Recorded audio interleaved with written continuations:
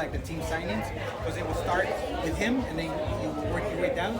Like, we wouldn't stop. We would go 3 hours and be like, yeah, how long is the cycle for? Yeah. Because otherwise, he wouldn't get. I mean, like he was constantly. I mean, like he was constantly always, being there for the fans. I mean, that's one of the things that was great about him is that like he was there through and through. Yeah, I actually do have a sketch from him. Oh, that's even. So I had to buy a third hand. I was like, that was hard to get as it was. Hey guys, this is Ken Brown with the Toronto Comics Free Comic Day Festival. I'm here with Jose Guillen and one of our regulars, Matt Stapleton, talking about Top Cow history. And Michael Turner came up in the conversation here, and I hope you guys don't mind me taping, but I'm a huge Michael Turner fan as well. Hearing great stories here. Tell us a little bit more. Where, when we're going through those deadlines where everybody's like punching in the clock, and those were, I mean, like now we can look back and those were like great days because you never know how long those periods are going to last. So it's always funny. Like I said, being in the different studios was also dude. Just a pencil sketch. But, I mean, it's dated 96. Yeah, you probably got one of the first ones because in the beginning he wouldn't. I remember he did a lot of signatures, but he wouldn't sketch a lot. So you probably got one of the rarest, especially from that period. I bought a third hand, but it was like $600. But I mean, it was a Michael Turner. I'm pretty sure now that would be a down payment. That would be the deposit to get one of those. So I mean, that's the closest I've gotten to it. I love that time period because we had Finch, we have Joe Benitez and Michael Turner. And Gomez was there too, right? Who? Joe Gomez? Joe Gomez was after. Like that was at our second studio. We were in the Santa Monica studio. It was a very small studio. There was 2 floors, so the pit was on the bottom floor. And so it was like literally on that studio was Mark Silvestri was.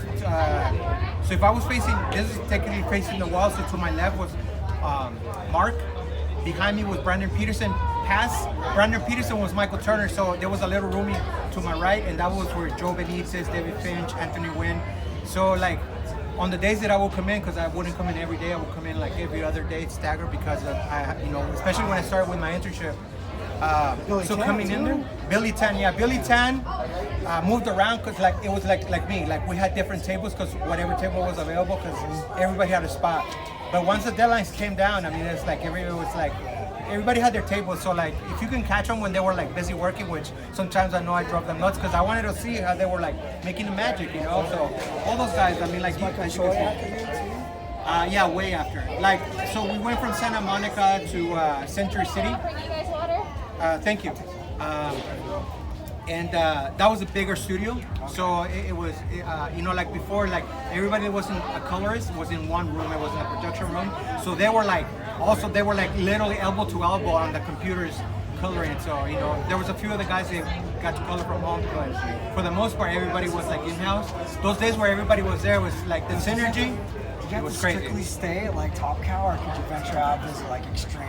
I did. I mean, I got to meet a lot of the guys from Wildstorm and of course like Extreme. I could tell you stories, but he's recording, so I'd rather not. We made a couple of trips. Well, this is Jose Guillen. We're gonna get the dirt. Tell us a little more about Jose. Where can we find out more about you, Jose? I started as an ink assist. I actually was interning at Top Cow when one of the guys told me that one of the inkers was looking for an assistant, and so as is documented, I ended up becoming part of Team Tron when Team Tron was actually just me and D-Tron.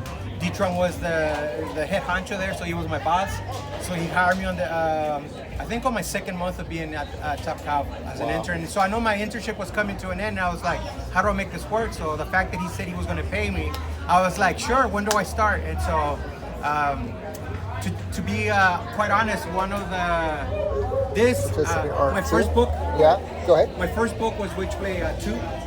Where I was given credit on, and so even though I got credit for being an ink assistant in that book, technically I was an erase assistant because I erased all the pages of Witchblade 2. That was like why I got the job.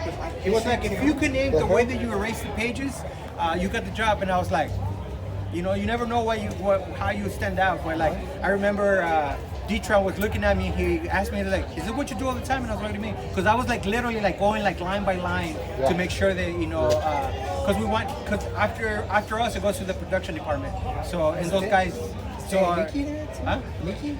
No, Danny Mickey was Extreme, and I did meet him at Extreme and just at the conventions. And Danny so like the 4 guys that are like sort of like at that time it was Scott Williams, Bat, D-Tron, and and then it was Joe Williams and Danny Mickey. So those are the kind of guys that you were like, you had to kind of like be like, okay, so if you're gonna make a sort of like a solidify a spot for yourself, you knew that those were the guys you're gonna be competing against.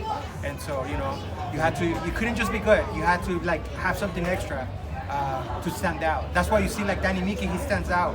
Like during the time you knew the moment you saw it, you knew it was a Danny Mickey page or a D-Tron or Scott Williams. Yeah. You can tell right away from the quality of the line work to the way that they use textures.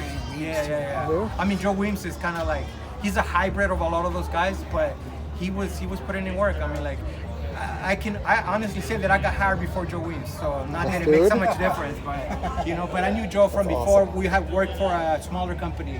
That's why I met Joe. So like Joe's a great guy too. So it's kind of sometimes you meet people and you don't know where you're gonna end up, and so like the fact that a lot of us ended up at Top Cow was kind of like synchronicity.